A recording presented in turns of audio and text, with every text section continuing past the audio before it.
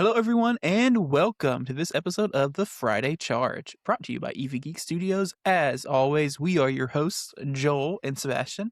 And today, February 6th, 2026, wow, that tripped me up for a second. We've got a lot to talk about. We're going to talk about Tesla, we're going to talk about Toyota, we're going to talk about China. So without further ado, let's plug in and get started.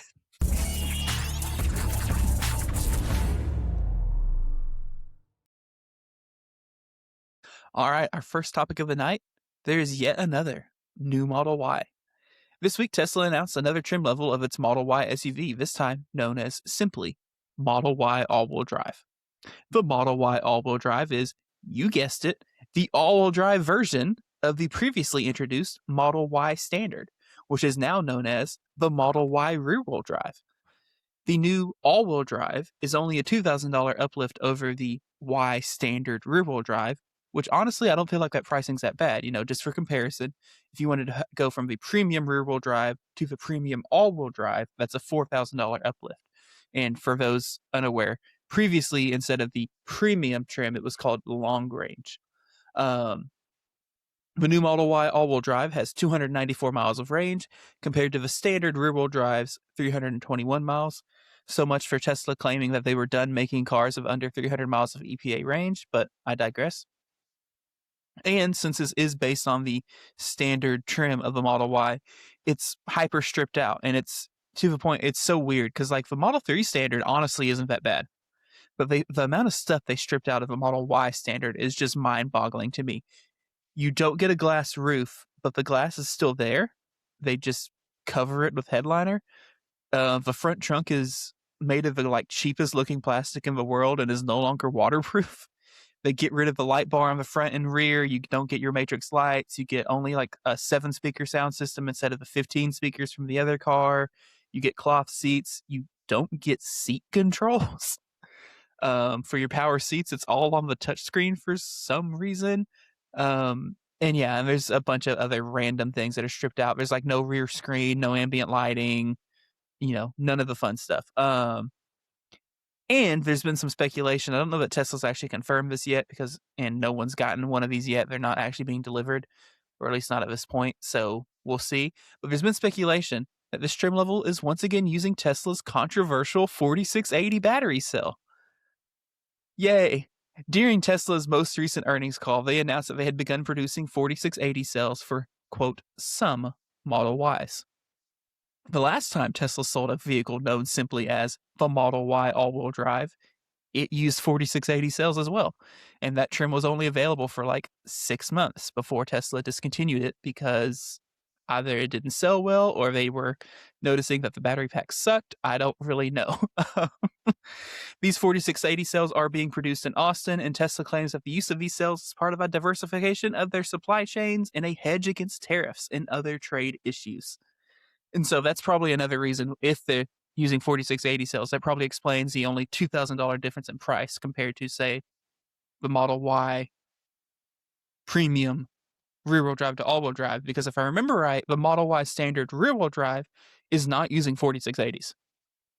It's using the same battery pack as the premium, just with some modules removed. Mm-hmm. So I'm wondering if they're able to put a different battery pack in the all-wheel drive, the not standard, or the standard all-wheel drive. God, I hate this. Tesla has changed the name of these trim levels too recently. Yep.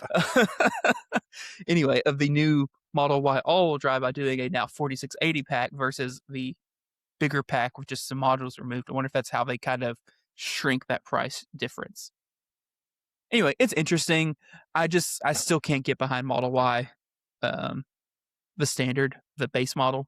Mm-hmm. Even the uplift to premium, it's I think a $5,000 uplift, but for the amount of stuff you get, mm-hmm. It just makes sense. And previously, one of the big knocks for Model Y standard was you didn't get autopilot, but now none of them get autopilot. So what's it matter?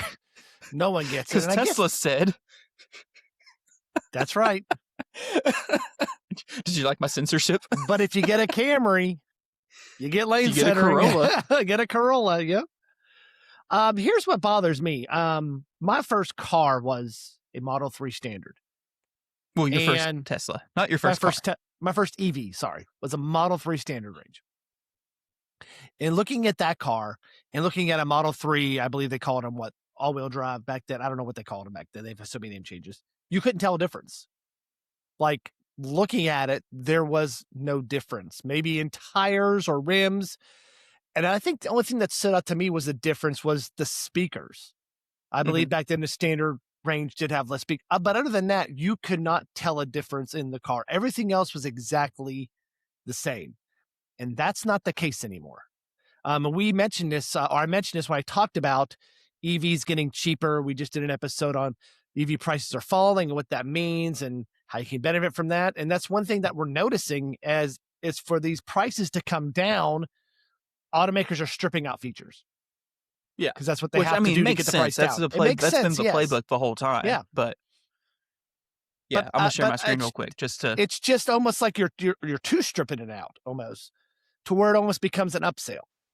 And I remember it just does. I don't think recently in the last couple of years, these base versions have done well. The Cybertruck cheap one did not do well.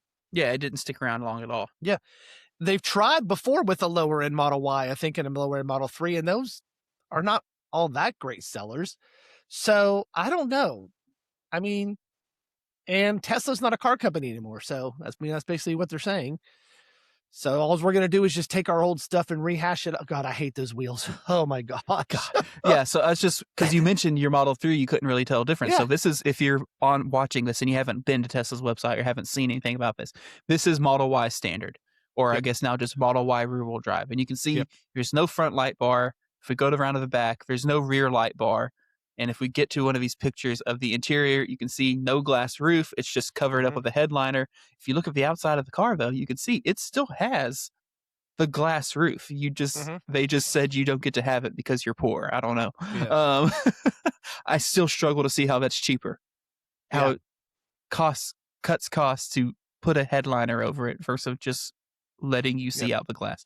Anyway, you get these god awful steel wheels. Why do those bother me so much? Why are they so ugly?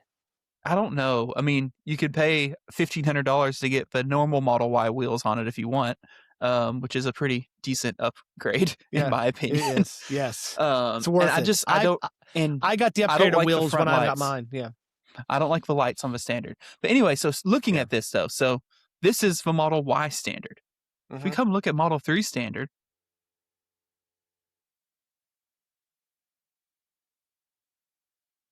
and we wait. There you go. So that's Model 3 standard. So it still has the terrible wheels. Yep. But otherwise, what's the price on that, Sebastian? 36? $36,990. So $3,000 difference between the 3 and a Y, correct? Mm-hmm. Okay. Now there is not a Model 3 all-wheel drive, or not a Model 3 standard all-wheel drive. Not yet. But you can see, here you go, Model 3 standard. Look, glass roof. Yep. Wow. They can do it. Go to and like I'll make it white to make it fair. There you go. Yeah. On the exterior, the only difference that I can tell between the two cars is here's the rear-wheel drive. Here's premium. The wheels? So wheels, yeah. Yep. And the seats, obviously. Someone has cloth seats instead of leather. And like come around to the back of the car. Premium, standard.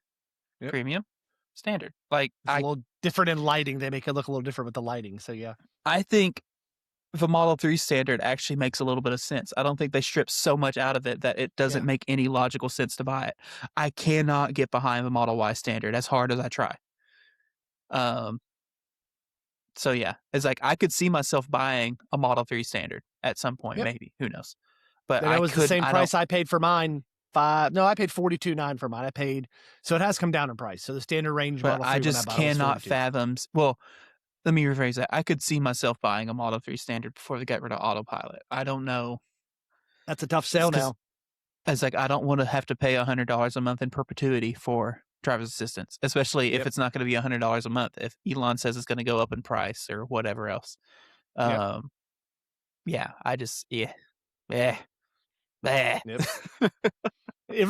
wants basic cruise control and lane centering on their cars. It's a standard feature from us every vehicle you buy nowadays. Yeah. Everyone. Just doesn't make sense. Move on, Sebastian. Move on. Yeah. China is banning flush door handles. There you go. So China has announced new regulation going into effect January 1st, 2027, that essentially bans any door handle that is not obviously a door handle. So this has been a fairly controversial topic as of late. There's been a lot of discussions with people about electronic door handles and door releases on the interior cars and et cetera.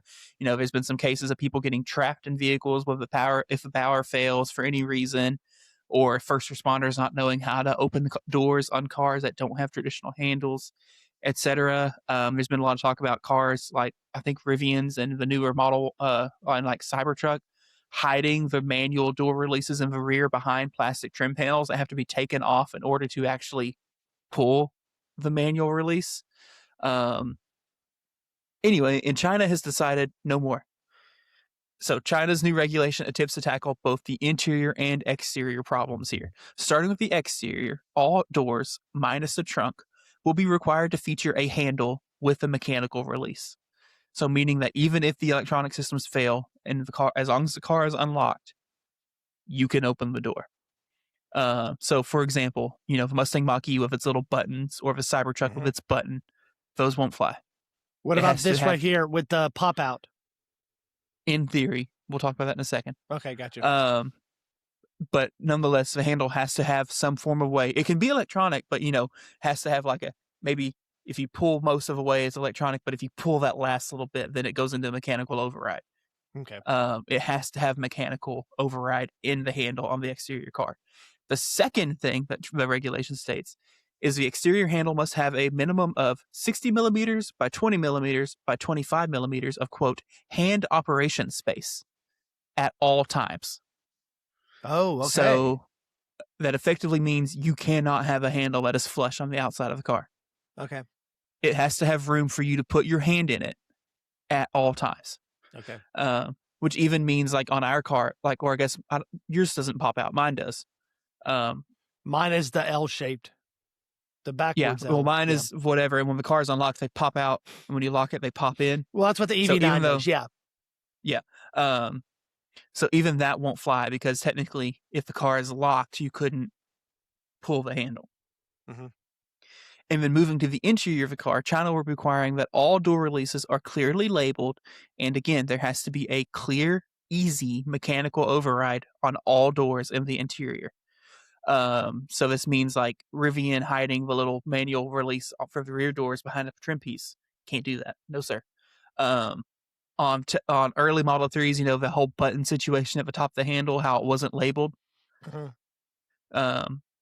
Now I believe they do label them fairly well on the buttons, but that won't fly anymore. So the buttons have to be labeled, and you have to be able to very easily spot the emergency release for the doors. So Tesla, like for example, I think on the Cybertruck, like on any vehicles in the rear now, will have to make sure they have that manual, the pull flap that it yells at you on the screen if you use it. And I mean, this affects other people too, because the concept of flush exterior door handles has been around for a while, but it's pretty recently gone very mainstream, with a lot of automakers doing it now because it has aerodynamic advantages and it makes the cars look sleeker, whatever else. So I'm just curious to know if like this has any big effect on the kind of global automotive design trends now, with China doing this. Is the EU going to be next? Is the US going to introduce some sort of regulation? Doubtful. No. But like, does China doing this cause any trickle effects to kind of the rest of the world? Because we are in a global auto market. There are automakers that sell in China as well as other places. And so do we start seeing this trickle into models of like, okay, we're going to see the death of the flush door handle? How does Tesla respond? Yeah, I was wondering because now they're going to have to make two different cars. So you're going to or they're going to have to change all their cars to not have flush handles. Yeah, I mean, that would make sense because China is their biggest market. So if you're going to do something for China, you might as well just keep it. What's the time frame? Did it say the time frame or not? So it goes into effect January 1st, 2027. Oh, wow, that's quick. There is a grace period if your vehicle is like basically so far along of a development cycle that it's already been approved to go on sale in 2027 that you have like a 2-year phase out plan. But any new vehicles moving forward after January 1st, 2027 will have to do this. So all the current like BYDs, they have 2 years to get it done because all their models currently have them. flush, correct? Well, I don't know. I mean, I don't know. Yes. Yes. So when I was reading it, it kind of read weird. It sounded like only if it was a model that was like coming soon, but was far enough in development that it had already been certified. It did not sound like it exempted existing models. Oh, okay. Which I don't know how that works. To me, it would make sense that you would go ahead and give a transition period for existing models. Yeah. And then tell them if it's not currently on sale, tough luck, fix it before it goes on sale. Yeah. It 'Cause now doesn't make you have sense to all me if it would these- be the other way Yeah. around. Now you have all these BYDs. I mean, they make a lot of vehicles. They're got to change. I don't know if the BYDs have flush door handles or not. But I mean, Me there check. definitely Yeah. are other auto. I mean, you've got Geely Group, you've got BYD, you've got I just lost it. The third one. There's SAI. Well, yeah, okay. There's more than three, but there's Yeah. a third big one that I can't think of right now. Anyway, Yeah, they're flush. No, they're not. Well, let me show you here, and I can kind of show you it. The models. So, Cherry is who I was thinking of. yeah. Models. So it looks like most of their cars. Let me share screen here. Share. Oh yeah, course there's and not- Neo, Xpeng. Yep. So look like these are not the flush kind. Looks like they're see the underlap there. Models. That was the Dolphin. This is the Auto.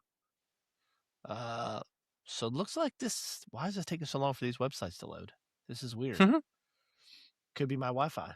Yeah, Scroll but down. looking at them, there it is. No, they all have looks like the regular door handles. These are the electric ones. So, nope. Nope. There's flush. Yep, that's flush. That's the seal.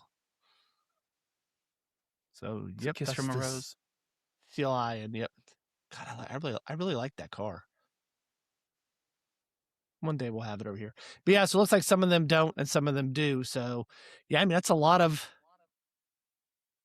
they're gonna have to do. Interesting. Yeah, I mean it's a safety issue. I'm okay with it. It doesn't bother me one bit. I mean, it doesn't matter if my car is door handlers or not. It doesn't matter. I mean, it doesn't matter to me. Saving me maybe like 2 miles on EPA, maybe 2 or 3 miles for EPA estimate. It's not much. Yeah, I think the interior handles are definitely a much bigger deal than the exterior handles. To me, the exterior handle thing, it's not that like, for example, a Tesla door handle, like it might take you a second to figure it out, but if you just start pressing on it, eventually you will see it move, and then you will know how to open it. Yep. But the whole exterior thing, like I strongly believe that automakers should be putting manual releases that are easy to use, just period. Well, they showed a video of someone that was wrecking and could not get into the back seat to get their child out. Yeah. So yeah. a door handle. Yep. It's just. Anyway. Toyota has announced pricing for its new electric CHR, and I'm confused. Why are you confused, Sebastian? I feel like I've been confused a lot during our news episodes recently. A lot of, huh? What? Yeah. So Toyota has announced pricings for the company's new CHR EV, and it's not quite what we all expected. So the new CHR is smaller than the Toyota BZ, formerly known as the BZ4X, which led many to think that, it's going to slot below the BZ in the lineup. People were speculating that the pricing would be between $30,000 to $35,000, right behind the Toyota's BZ, which starts at $34,900. Instead, the pricing was announced, and the CHR will be starting at $37,000 for the base model and $39,000 for the higher end trim level. Now, it's believed that the pricing discrepancy is caused by the CHR currently being offered in all-wheel drive form only. The base BZ is a front-wheel drive vehicle. If you try to add all-wheel drive to the BZ, it does add $5,000 to its cost, making it a $40,000 car.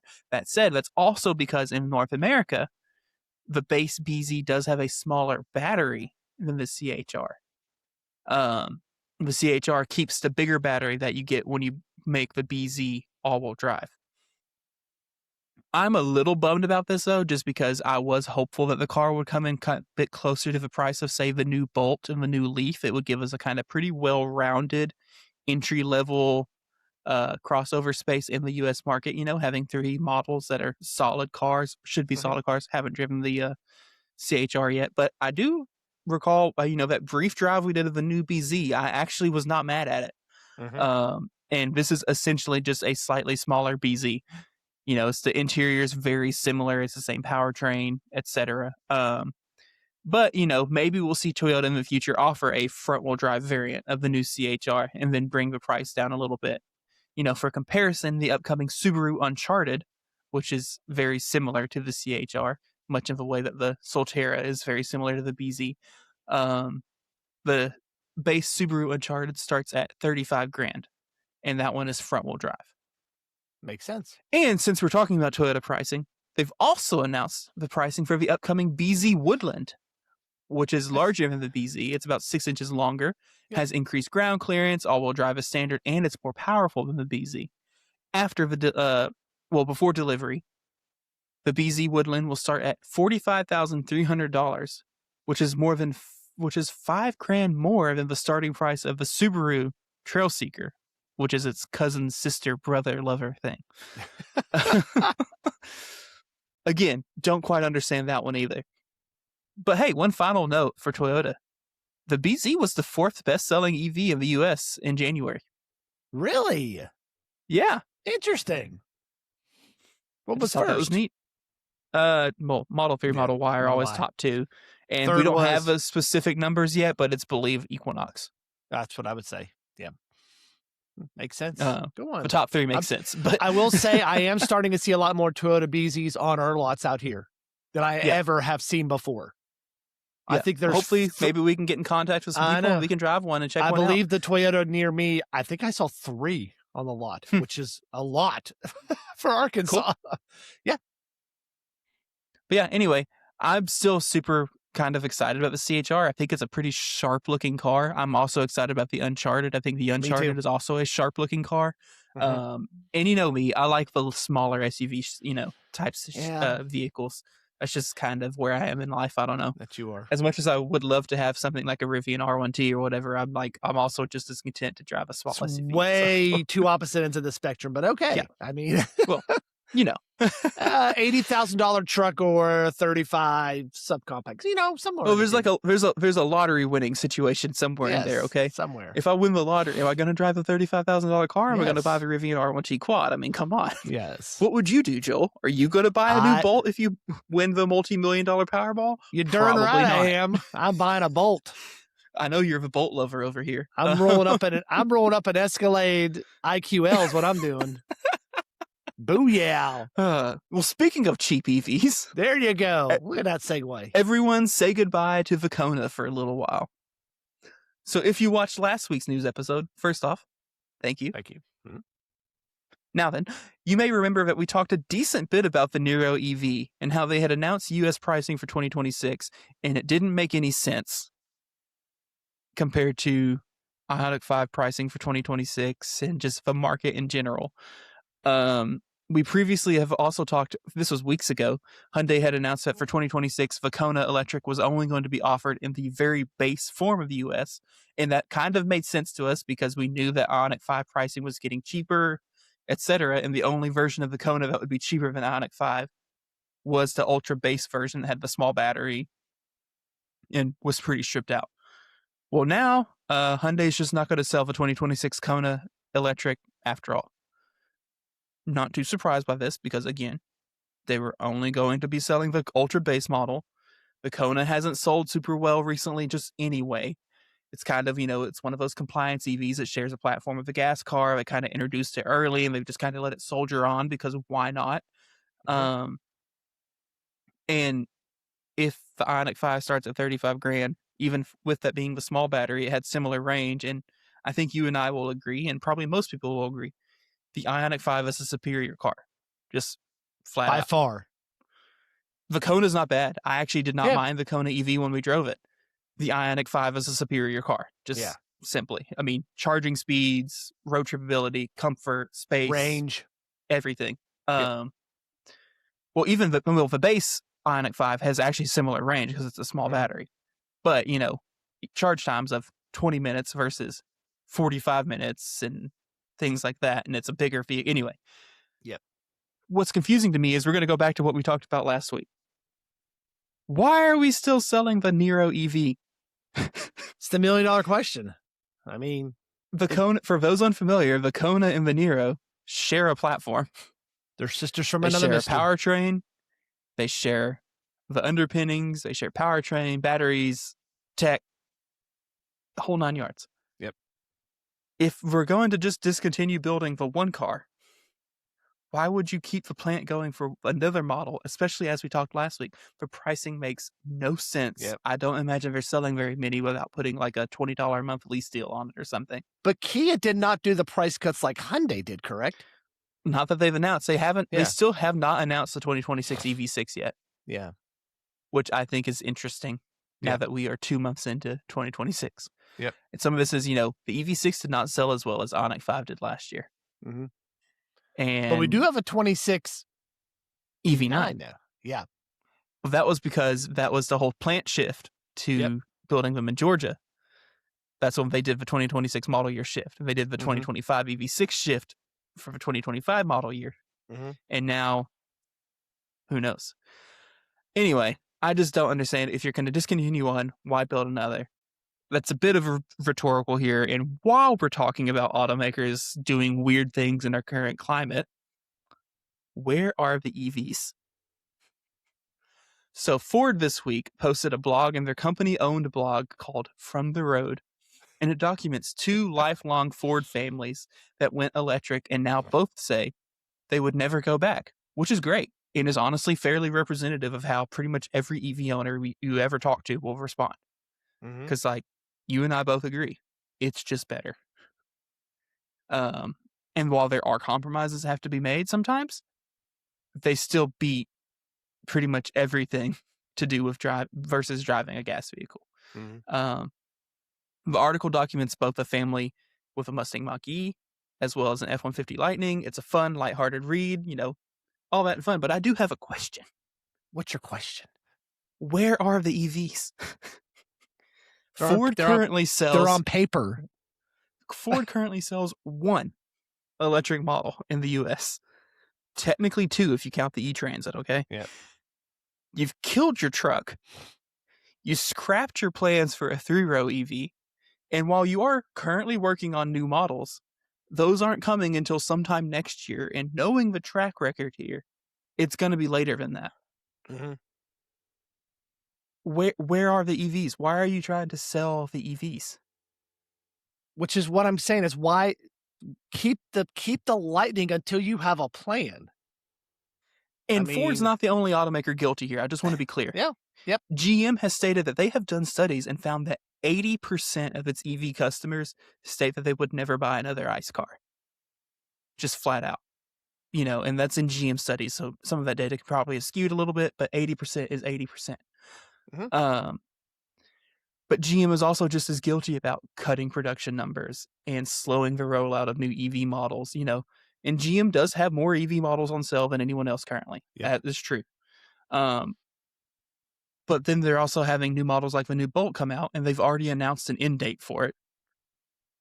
And while some people do believe, Chevy's going to have a 3rd generation Bolt that comes at that end date, I'd love to see it.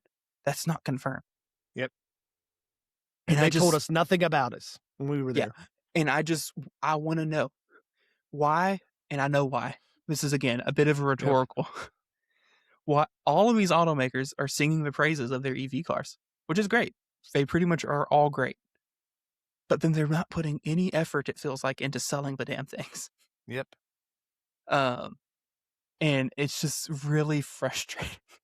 Because at some point, if you have a 24, you're going to want to get a 26 or a 27, especially if you leased it, and now don't know what's going to happen, if they're going to be here or not. So, yeah, it's as someone who, and I know why. I don't agree with it, but I know why. We're just waiting for 2 years.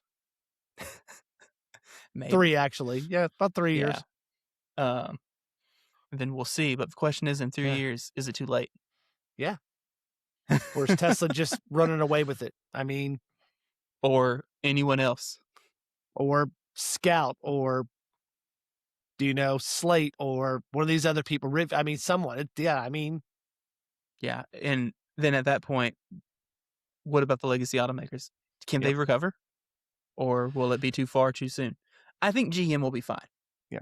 Everyone I talk to, they don't understand it. When I talk to people who are non-EVs, and they're like, "Well, it's America, it doesn't matter." But selling cars is not you don't live in a vacuum selling cars.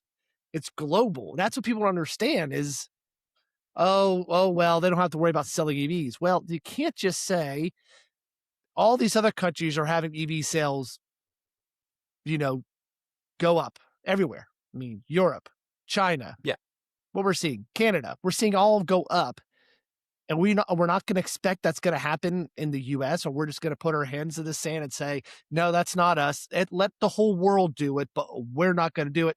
That's impossible. We don't live in a vacuum when it comes to that. So we're just going to get left behind. right. Or you're going to see legacy automakers start dropping off soon because they sell globally. I mean, Mhm. most of Tesla's sales are not in the US, they're in China. So, I mean, Yeah, what are you going to do about that? So yeah. it's just, yeah. I'm so tired. I know. I need some And good I'm not news. even that smart and I know this stuff. I mean, Yeah. I'm just a 50-year-old guy. You I don't follow give this. yourself more credit, okay? I mean, it's just common sense. I mean, It's like, give yourself more credit than you are right now, okay? God, it's just Just to this. be clear. I just don't understand. I'm scratching my head. And the people are like, why is Canada letting Chinese EVs in? Well, because there's They tariffs can't on get them from American us. ones. They can't get them from us. Where are they going to get them from? Yeah, and it's like, and that's what the people want. Yeah. So, You see all these European countries start making deals with China because they can't make deals with us. It's going to flood the market. I mean, I don't know. I don't know. I don't know. I don't I know just either. I still wonder just how long until all this stuff happens. Like, how long till we actually see. Did you change our position on the screen? Sorry, I didn't know it would change for you. Okay. um, It's okay. I just want to make sure I didn't hit a button because I'm good about hitting buttons. you are good at hitting buttons and This is stopping the take recording. number 4. So, Anyway, I'm so yep. ready to have actual good news at the end of one of these episodes. I know. It's been a while, it feels like, and I'm It's getting been a tired of while. it. Joel, Yes. give me some good news about this weekend. Tell everybody We what's going on. we are going to be celebrating here in Little Rock the 2nd anniversary of IONNA. So in case you don't know or live underneath a rock, IONNA is a charging company, DC fast charging company, and they partner with about 5 or 6 legacy I think automakers it's out there to 8. 8 I think now. 8 Wow. is the magic number. 8 is the magic number. It's okay. 8 ball. They partner with IONNA to help build out this infrastructure, and it's actually moving at a pretty solid pace. Oh, yeah. Uh, I mean, compared to what we're seeing with Walmart and IONNA and Pilot J, we're starting to see infrastructure catch up with demand, which is good. That's what we want to see because that's kind of what messed everything up a year or two ago was there wasn't enough infrastructure out there. But we actually have and we don't have one of the nice rechargeries that are self-serve, but we do have an IONNA charging station here at one of our Casey's in Little Rock. And we're going to be down there celebrating 2 years with them. We got some cool swag. It's over here. Hats, stickers, banners. Huge shout out to IONNA for sending it to us. And yeah, we're going to just hang out there for 2 hours. It's 11 to 1 at IONNA here in Little Rock. We'll be down there. Stop by we've already had a bunch of people that were coming. We know that we have a group from Memphis maybe coming over. But yeah, it's going to be pretty exciting. We have some swag to give out. And it's always fun at these events because we get to meet new people. And we have our old, Doug Wright's going to be there. Holler to Doug. He said he's coming. Um, Yeah, he is. reached out to call in. He's going to try to send someone over if they're not busy because he's a little short staffed right now. So maybe Evolve Auto will be there too as well. But yeah, it's just a pretty cool time. We told the people at Casey's, they didn't know anything about it, which I thought was interesting. We told them what was going on and we'll be out there. So we told them, hey, we'll tell people to go and get some pizza and drinks. So it's not a very big area, but it will be plenty of room for us and people that are coming and going for this 2 hours. So if in the Little Rock area, this Sunday, that is the 7th. Is that correct, Sebastian? Yes. Yes. Yes. 11 to 1, Saturday. 11 a.m., 1 p.m. on Saturday. Casey's on Stagecoach. Come over and see us. We have Ford swag. We have IONNA swag. And we have EV Geek swag while supplies last. They didn't send us a lot. So if you want some swag, get there early. Don't be coming in at 12:45 wanting to know where your hat is because we ain't going to have any. Just Yeah, I being just real. want to real quick just bring this up because I Sure. feel like it's important to note. So we're saying, IONNA's second anniversary. This is IONNA's second anniversary as a company. Oh, yeah. Their first charging station didn't open until I believe the beginning, either very late 2024 or beginning of 2025. Oh, okay. And one of the things has kind of become a term is IONNA speed. And that's just to refer to, they get these things out quick, especially compared to other CPOs where we've seen it firsthand. How long did it take Tesla to build that supercharger in North Little Rock? Oh my gosh, months. And this How thing long just did it take them to build the IONNA? Like 4 weeks? I think 30 and it was days. done? Think And it from was beginning done? to maybe pushing the button to start charging. And another thing too, in case you don't know this, not just here, but across the whole IONNA network, this weekend, 20 cents a kilowatt charging. And I 20 believe cents a they're doing kilowatt hour. something 20 cents a kilowatt. And I believe they're doing something special at the rechargeries. Yeah, at a select locations, it'll be free. It'll be free. So I think those are the self-serve ones. So yeah. The ones anyway, that you can get food and everything at. Yeah. So either since the very beginning of 2025, very, very end of 2024, IONNA has opened 93 locations and 882 charging ports. It can be done. Take note, EA. Take note. In the last 90 days, they've opened 57. So they've opened 93 in the last year, and over half of those have been in the last 3 months. They're kicking it. They've gotten it down. Electrify America has opened 21 sites in the last 90 days. Which is still a lot for Electrify America. Yeah, which is still a lot, but yeah. It's not. Anyway, IONNA speed is something to be to really talk about, and just your 8 members. I was right. It's 8. It's BMW, GM, Honda, Hyundai, Kia, Mercedes, Stellantis, and Toyota. Gotcha. I think it's really, really interesting that Stellantis is in that list. The company that's killing all of their EV programs. They just throw money at stuff. Just throw money because see if it sticks. I don't know. Yeah. But yeah, it's going to be a fun day, and come out and see us. We'll be out there for a couple hours, and then we're going to shoot some content before and after. So we'll have some content, and we may even have a little video of the charging station and kind of what it's like out there. Maybe get a couple other people to talk about it, and yeah, we'll see what happens. We like to play stuff by ear, so we'll see what happens. Yeah, stay tuned. I'm going to be giving my 6 months with an Ioniq 5 video. Here's what I love and hate. I've got notes on my phone. I'm prepared. This is hopefully going to be fun. For me, it's 4 it'll be very years. 4 years with the EV6. And 6 months of you driving it, actually, though. Yeah, 6 months of me driving. 4 years ownership. I think it'll be very interesting. We're going to do 2 separate videos. Yep.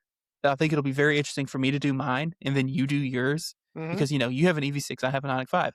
They're sister cars. Yep. They should be largely the same, but I'm very curious to see what drives you insane about your car that doesn't drive me insane. What about the EV6 is different, better? Anyway, I'm just very curious to see the 2 perspectives. We haven't talked. I don't know what yours are. You don't know. I don't even know if mine are yet. But yeah. You're a former Tesla owner, so you have that perspective to throw in there. Anyway, super interesting. Stay tuned for that. I think I'm going to do mine Monday, just for funsies. Why not? Yep. And then yours will come out whenever. I don't know. Whenever you. I am the redheaded stepchild. And Summer doesn't know it yet. No, she doesn't. But we're going to make her record one for her EV9. Yep. Because she's also had it for 6 months. And so I think it'll be really interesting to get the perspective of someone who has driven EV. I mean, the EV6 was hers before you took it. But is not near as, she's not like the 2 of us. Yep. And so I think it'll be interesting to get her perspective as kind of a more normal person. That's right. We're not normal. Yep. And what she loves and hates about her car. And then, I'll have you in there too. You can banter as well to kind of see, because I'm sure you have opinions about the EV9 as well, that maybe might be stuff that she would have never thought about. Yeah. And vice versa. We would do her car, but she wants to get that little issue on the bumper fixed first. So, Okay. yeah, Fair. that's fair. Um, She's picky about her car. She wants nice and clean looking. So, yeah. But yeah. anyway, so y'all stay tuned for all of that. That'll be coming Yep. in this week and the coming weeks. All of that. Hopefully, it'll be interesting. Hopefully, people will like it. So If yeah, not, they'll let us know. if they'll let us know. Yeah. That's a wrap for today's episode. Thank you all for plugging into the Friday Charge. If you enjoyed today's episode, don't forget to like and subscribe to us on YouTube. If you're listening to us on wherever you have audio podcasts, just make sure you follow us on there, leave a rating, like it, whatever else. All that platforms are slightly different in their terminology, but you know what I'm talking about. It does help us grow. If you guys have any thoughts or questions, drop them in the comments. We do still read all of them. And we try to reply to most of them, not always though. So long, everyone, and we will see you on the next episode of The Friday Charge.